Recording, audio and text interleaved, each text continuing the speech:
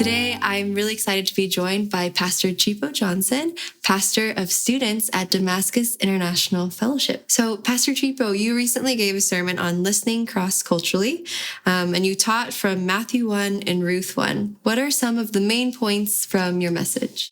So, when you look at the text of Ruth and you look at the text in Matthew, I think the first thing that people think about is, oh, Ruth is one of the 5 women in Jesus' genealogy. And I think we emphasize that a lot. And then I think we also get caught up in the whole question of the things that the women did. Like people want to make note of the fact that Rahab was a prostitute and Ruth was a Moabite. And then they also suggest that Tamar was also a prostitute. And so we focus on the negative and then start asking the question of, well, why are these women in the genealogy? But when you approach the text recognizing that there's always something else there that we need to listen to, it kind of helps you to realize that you need to listen to the text as you read it. And as you read it, you realize that God is not really focused so much on the negative like we are. And I think even when we approach people from the perspective of ethnicity, that's what we do. We look at the negative. What don't we have in common? What is bad about you? And we label things and put them into categories. And as I was reading the text, what stood out to me was some things that actually come up in another text that we didn't read, which is in Judges. And the last part of Judges, you start to see a repetition of these were the days when they didn't have a king and everybody did what they thought was right. And as you look through it, you realize that this text in Judges is talking about the people of God. And it's the people of God who are not recognizing that God is king. It's the people who are chosen by God who are doing whatever they want. And it's the people of God who, at the end of the text, end up doing something that you actually see in Genesis, where if you remember, God sent his messengers to Lot and his family. The messengers were taken in by Lot, and Lot said, let me give you a place to rest and give you something to eat, and I'll be your host.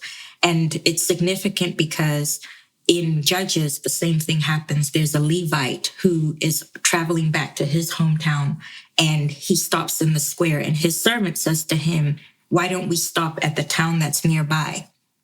And the Levite says, we can't stop in that town that's nearby because those are foreigners. And he chooses instead to go stay with what he calls his people.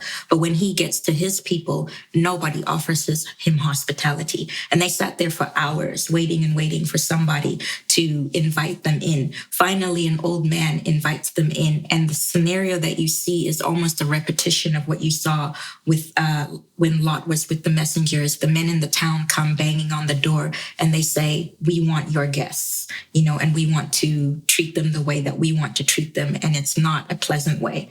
And so in Lot's scenario, he said, leave these men alone. I'll give you my daughters.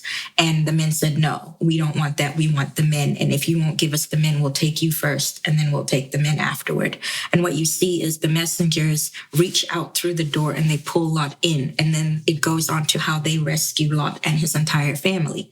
But in Judges, the Levite, who is supposed to be a man of God, he's in that situation. And the man of the house says, don't take my guest. I have a daughter and I have his wife. Let me give them to you. And the men say, no, that's not what we want. And the Levite also reaches out, but instead of reaching out to pull the man in and rescue the family, he reaches out with his wife in his hand and pushes her out and gives her to the men to be abused. And what you start to see in the end of Judges is you see that there's this story of the people who consider themselves to be special because they're chosen by God and not representing God in the way that they're supposed to. And then you flip to the first chapter of Ruth, and it opens with the statement that during the time of the Judges, and it's supposed to lead you back to what happened in Judges, where they kept on saying it was the time of the Judges when they didn't have a king and everybody did what they thought was right.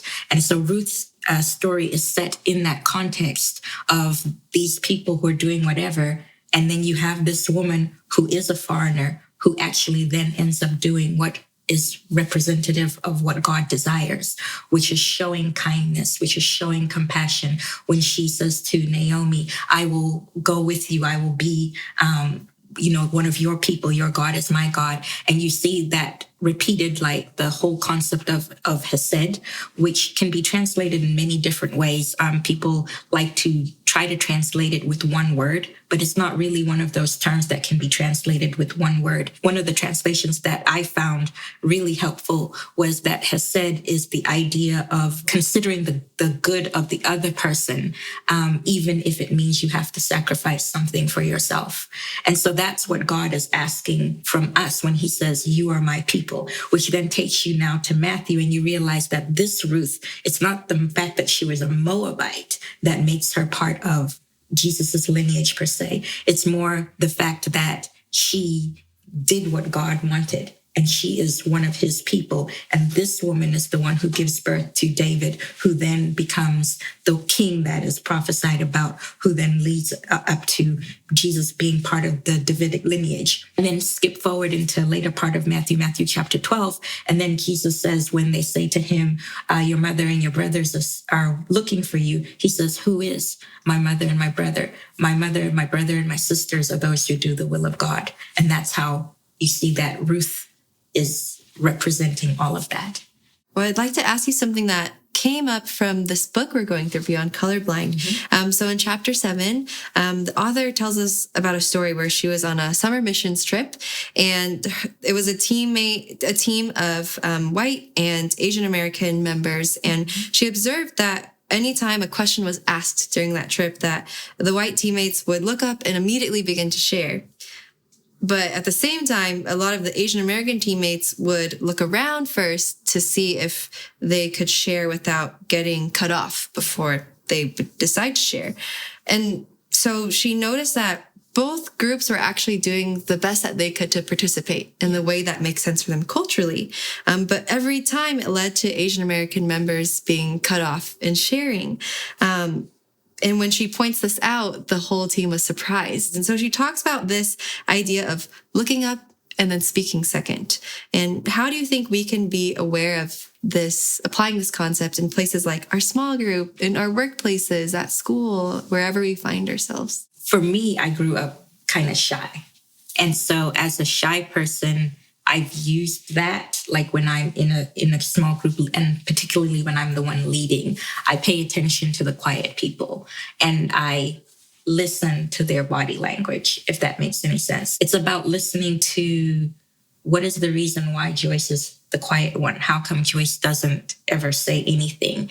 And then figuring out what can you do to help create a space where the other person feels comfortable being able to share, because everybody has a story. Some people might not feel like they have permission to share their story, and you want to create an environment where people feel safe. And sometimes it means saying that, but for some people, it means actually demonstrating it by practicing silence. I had the opportunity to hang out with some college students, and they were running the group and I was a guest in the group, and I watched how they sit in silence, and it can be up to 3 minutes of them sitting in silence so that everybody has an opportunity to share.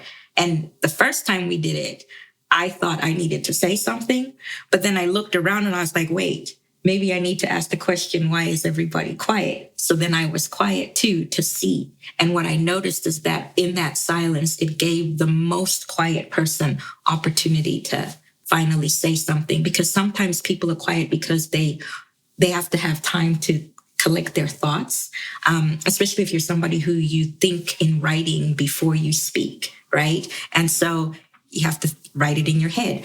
Or if you're someone who speaks another language, I only speak English, which is sad, but I've grown up around people who speak multiple languages, and they always say that sometimes, especially in high stress situations, they find that they have to translate from English into their first language and then back into English. Well, that takes time. So give them space to be able to do that. Pastor Chipo, could you share a story of a time that you felt that someone listened to you well, someone from a different culture, and how did they do that? I think I feel it a lot with my husband. My husband is African American. He considers himself to be more African than me. But I think growing up, I always felt like an outsider. And part of that is because I always grew up in a multicultural environment. My parents are not from the same country. And then they came to the States, which is where my siblings and I were born. And so we were viewed as the Africans. And at that time, I knew nothing about Africa because I'd never been. And so you're treated differently. Then when we went to Zimbabwe, then we're treated as the Americans. And I'm like, how can you peg me as the American when I'm here because I'm Zimbabwean? But the reason why I wasn't considered Zimbabwean is because my mother is not. And so always being in the space where you are not what everybody else is. As a child, you grow up with a little bit of resentment and you try to hide certain things about who you are. But I think meeting my husband, he embraced all of it. And that actually was a healing process for me to love myself. And so now I enjoy being what I call not African American, but an American African. And I enjoy my name. Before, I used to hesitate to tell people my name because it always opened the door to this conversation of mispronunciation, what is that, and a whole bunch of other things. And now I am more open to helping people learn how to pronounce it, more open to having a conversation about what it means, things like that. Given all of the great things that you've shared today, what is a challenge that you have for small groups that they could apply in their life this week? Practice a moment of silence. When someone is talking, don't be thinking about what cool thing you're going to say next. Think about what they just said. Reflect on it. Even if it means you have to tell them, I'm practicing how to be silent, so I'm not going to say nothing right now. I'm just going to listen. Try it and see what happens. Well, Pastor Chipo, thank you so much. Thank you so much for your voice. And yes, and to our small groups, we invite you to live that out. Live this challenge of this week. Practice being silent and truly listening to the person who's speaking.